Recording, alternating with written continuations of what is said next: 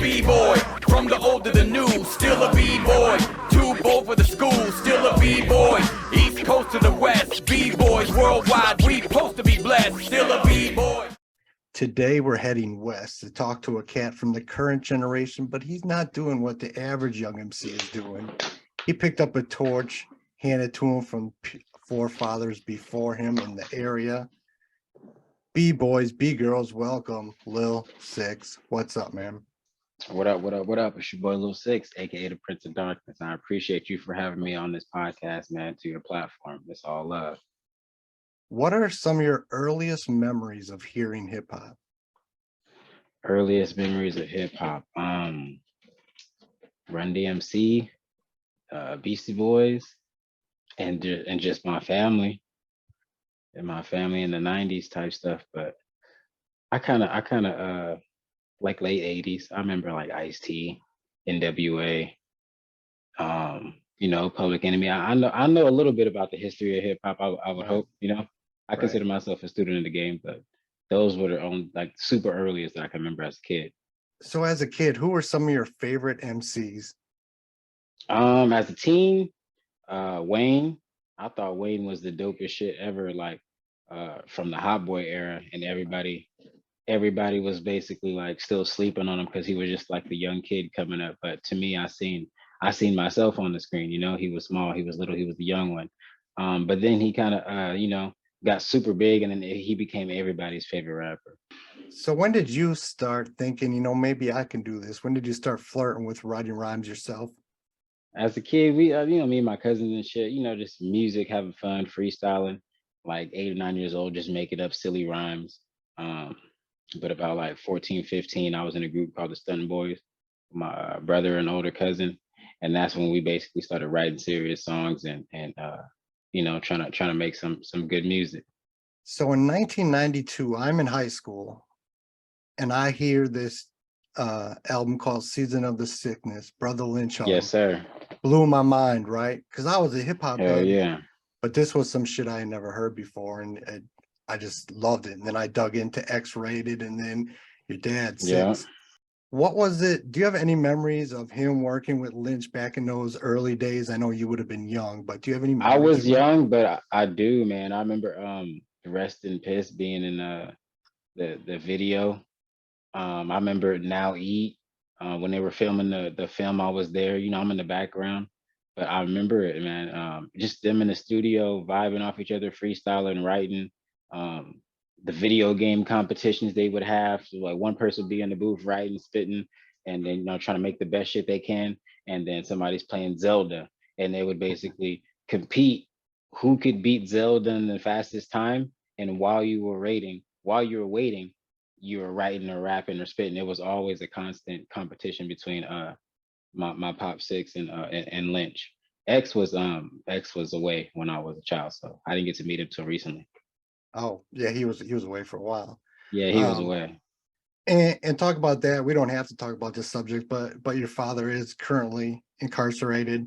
What was like your relationship with him before and now after that incident? I always answer all these questions as long as they're asked respectfully, like the way you just did. I always answer them, man. It's never an issue, but that's a part of my story. So man, honestly, growing up, to me it was regular, man. I had a good relationship with him. He taught me a lot. He's the reason, I got my name from him. I got, like you look up to your father. So it was all good before. I wouldn't say like fairy tale land, but I didn't have no issues with him. I didn't feel anything that was all the shady shit that happened. It was kind of kept away from me. You feel me? Right. Thankfully, I guess. I don't want to say thankfully because but you know what I'm saying? Like it wasn't that fucked up for me at that point in time. So before, I'm like, all right, cool, whatever. This is my dad. He does music. This is my uncle. This is my family. It is what it is. I'm not understanding all the crazy shit they're talking about at that time, of course. And then shit after what happened, and man, I had to just live with it. I had to move on, and I had to find my way. But it's still one of the things where it's like, man, I talked to him on the phone. As a child, I got to write letters to him back and forth. I still had to find myself, but also I had questions about my family, my DNA, my background, why'd he do the things he did. I had a real life, you know, I did what I had to do as a growing boy.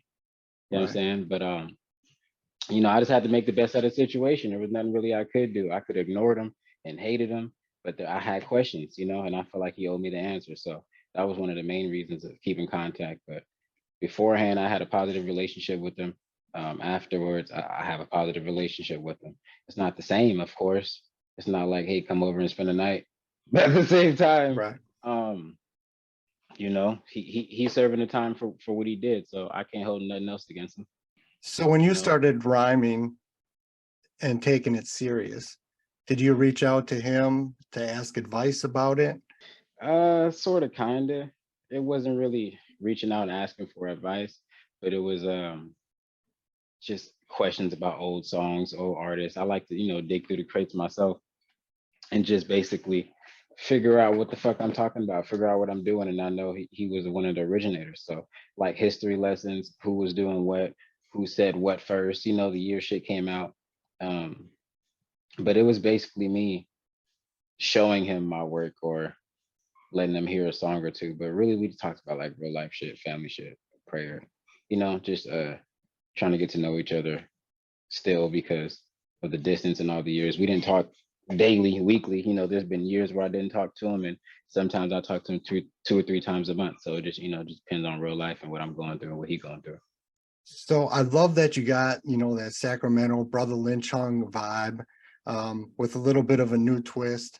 But what's in the water in Sacramento that this crazy you got all these artists who, were groundbreaking and talking the most Yeah, outrageous shit, to go back, yeah, you mentioned like Ice-T and man, NWA. When I heard them, I thought that was crazy. But then, like I exactly. said, when I heard Season of Sickness, I'm like, this is next level. It's like watching a horror movie. Yeah. Man, I wouldn't want to say it's something in the water, but it's definitely we're definitely bred a certain way, especially back in the day. Now it's still in the air, but it's just the way the city's set up, the way the gang politics are, the way the money's set up. You know, just this the haves and have-nots, and what the have-nots do to survive versus what the haves do to survive. And I've been on both sides, so I can tell my story from the gutter side of it or from the better side of it, depending on where I tap into my mind. But Sacramento, man, is everybody's hungry. Everybody's trying to make money. Everybody's trying to survive. Everybody's trying to be the biggest, the baddest, the hardest, the toughest, and nobody wants to be a bitch. So it comes down to who can hold their nuts the hardest. And that's not necessarily a good thing, but when it translates over to the music, you're gonna get the people saying the craziest, boldest, hyphiest shit just because everybody wants that shine. And back in the day, that was the shock value. What was it like getting to now when you started doing music, working with Lynch Hung? Did he give you any advice? Did you reach out to him? Um, Man, I didn't really see him that much in person, but I can always text him or call him. I would ask a couple. I try not to bug him too much. I feel like that's cheating. I feel like I gotta make my own way. So I would talk to him about music in general, but while I'm creating my project, while he's creating his project, we're not really talking like that. But he would encourage me. I would ask him to listen to some shit just to show it to him. He would encourage me. Oh, that's dope. That's dope. Um, but really, when I talk to my uncles, I just want to talk to my uncle. I try not to be in fanboy mode too much and bother them because I know them their whole life, man. I know Right. people bug them and do that shit to them every fucking day. So, as as big as of a fan I am, I try my best not to bug them that way. But I just learned by being around him. I just learned by watching. I learned by listening to the music. When he went on tour X Rated, when he first got out, the first time I pushed tickets. I sat in the audience. I watched how they controlled the crowd. And then the second time around, I got invited to do a couple of shows with them. That's right before COVID hit. So I just learned from experience, learned by watching, just studying the game, like I would do anything else. And that's mad respect because a lot of people in your situation could have fell back on, taking shortcuts because you have access to people someone else might not have access to. So, Yeah, I mean, it was possible that I picked up the game, I soaked up the game, but the shortcuts were presented, but at the same time, X was going through his thing, just getting out, and carving his own way, and I didn't want to Right. be in the way of anything. Lynch was revitalizing his career. So for me, I was just happy to see my uncles working again. I was just happy to see my uncles free. I was just happy to see my uncles together. And the music in that situation kind of came last. But now, since I'm taking it serious and doing it, the goal is to become legendary like them, and that's pretty much it, man. Just represent for Sac and with my people. So talk about Diamond Life Music Group. How did that all come together? That's me and my manager. Shout out to E. Um, we basically, when we first coming out, we're trying to shop the music around, in talks with Masick and talks with Blockstar. But it's really, I want to have creative freedom. I want to own something. I want to pass something down to my family, So we had to do our own thing and build it from the ground up. So that's what we're in the process of doing. Diamond Life Music Group. So here's something I ask every MC I talk to. Do you have one or two crazy show memories? Something crazy that happened at a show? I don't have too many show crazy stories yet. Most of the shows I do, people like they give me my space, they give me my respect. They're respectful, and I have like all positive, dope experiences, man. So just being asked to sign autographs for me, that's dope as fuck. People wanting to buy my music, buy my merch, buy the T-shirt, shake my hand, take pictures. To me, that's dope as fuck. But as for Yes. like craziness, oh nah, I ain't really seen no craziness, man. All the crazy shit happened, when we were younger. All Mhm. the crazy shit happen in real life. You know what I'm saying? When we go do music and we go do shows, that's just music, Like there's danger, yeah, but I didn't really see nothing crazy yet. It's a couple fights. Right. That's pretty much it. Nothing too crazy. So out of all the work you did, do you have a favorite project and song that you've ever made? It's hard to pick a favorite project just because I love them all. I really do. I put my soul into my music, and um especially what I'm going through at that time. So I appreciate them all. But for me, my favorite song that I've made so far is "Devil Got My Soul" featuring Keeloon.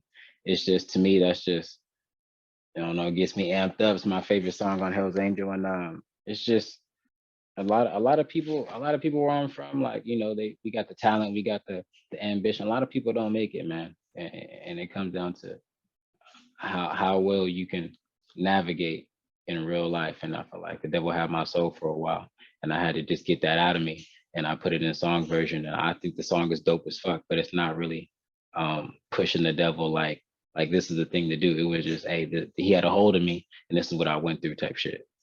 So you've got to work with, you know, multiple MCs, some legendary Yeah. like Lynch, some underground. Who is your favorite one or two people that you've got to collaborate with? Damn, that's a tough one because I learned something, and I make it like a point to try to learn something from everyone. But like, I give you my top three. The Gatlin, when I first started rapping, he took me under his wing a little bit, invited me to some studio sessions. I got to see how they operate, how they how they cook up their potion type. I thought that was dope. Second, Chewy, he's around my age range, so seeing him come from Sacramento and do everything how he's done independent, when I finally got to work with him, I thought it was dope. And then I came full circle that I went to school with the motherfucker and didn't even realize I went to school with them until after we met again. Like, oh shit, I remember you from back in the day. And I think Chewy is an amazing performer, an amazing MC, and you're gonna see a lot from him soon. Third, shit. Let me see. Let me think about all the people I worked with, man. I worked with like some dope ass people, man. So I don't want to leave people out, but like Funk Beta. Shout out to Funk Beta, man. He taught me a lot, just telling me old stories about Lynch, telling me showing me unreleased music from Funk Beta has a crazy ass fucking Yeah. vault of unreleased sick made sick, and just him personally, his shit. And I went over there, recorded some shit with him, and just chopping it up with him, working with him, making one of the first songs for Hell's Angel with him. Funk Beta has definitely helped guide me in the sound and direction of just keeping the tradition alive, because it's he's a part of the traditional sound. Then on the flip side, if you could work with anybody, who would it be? Dead or alive? It can be either. Okay. Well, that answer used to be like DMX, Eminem, those type of guys. But now it's more like, man, I want to work. Honestly, I want to work with everybody, man. But I just want to work with people of my genre, people like Kung Fu Panda, working with Lynch again, working with X again on new stuff that's updated. Tech Nine, fucking Seed of Six, just people that fuck with the hardcore, people that's keeping it real, and people that can actually spit, people that got lyrics, people that give a fuck about the craft, man. Whoever that is, that's what I want to work with.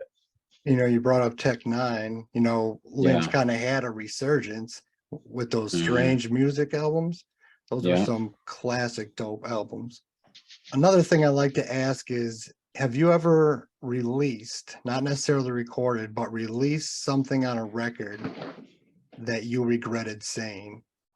Yeah, a couple times. I said I had said a line about Blockstar, and it was my uncle's shit, but he had like fucking, we had gotten to like some little bullshit ass argument on Facebook, and he had like unfriended me or something, and that's my uncle, and I love him, but I was pissed at the time. So I use my all of my energy, all of my emotions when I make my music. So in that point in time, I said a line, and it wasn't super disrespectful, but it's never something like at the end of the day, I don't want to go against my family. At the end of the day, I want to uplift my family. At the end of the day, I'm hella proud of what he's accomplished. So in that moment, I was just like, that's kind of lame of me. So I apologize. That's my fault. The song was dope though. You know what I'm saying? The song was dope. So I hope he respects it in an art way. But yeah, that line, I don't really even my label mate, even my label manager, he was like, hey, you probably shouldn't say that. Hey, edit that out. I think they blurred it out on the song or something. But it wasn't even directly to him. It's just about people. Everybody has the right to say what they want to say. And then when I say some shit, some people want to tell me I can't say some shit. And then it's like, how can you tell me not to say some shit when you one of the people that say the craziest shit? You know what I'm saying? That's where I was coming from. So I'm like, how the fuck you gonna tell me not to say something on Facebook when we didn't talk about killing people, eating people, shooting people, everything? So I'm just like, come on, bro. Like, I'm gonna say whatever the fuck I want to say, and that's how it came out in the song. But it wasn't nothing. It wasn't nothing major. But I still didn't feel good about it after. So what do you think of the current state of hip hop, locally by you and universally? Current state of hip hop. I try to listen to everything, man. And overall, I think the shit is ass. I think shit sucks, but that's just my opinion, man. Like, that's mainstream though. And I don't think I'll ever truly love mainstream again, because it's just so bad. Like, back in the day, mainstream, we still had dope music, we still had dope artists. And I feel like nowadays mainstream is like, oh, everybody knows you, but you're not dope. You're not good. You're not writing your own shit. You're buying streams. You're clout chasing. So that's one of the reasons why I started rapping again as well. Just to push the Sick Made brand, write some new chapters in the genre, and just make some shit that I like, because I understand everything ain't for everybody. So that shit ain't for me. I'm gonna go in my little section, go in my little my genre, and make the shit that I like, and expand from there.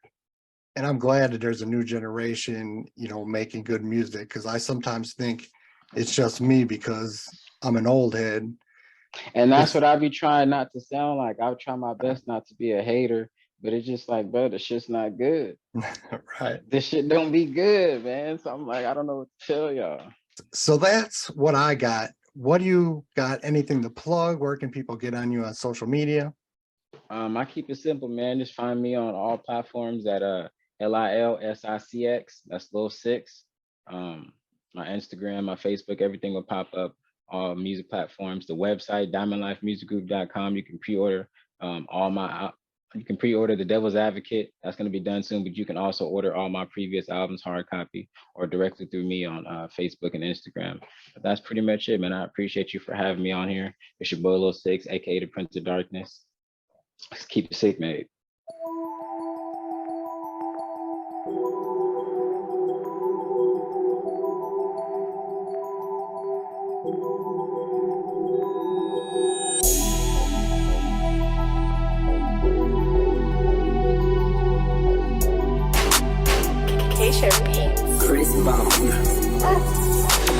Don't know what all hard, but when I learn, I put my niggas on. I put my life right or wrong in each and every song.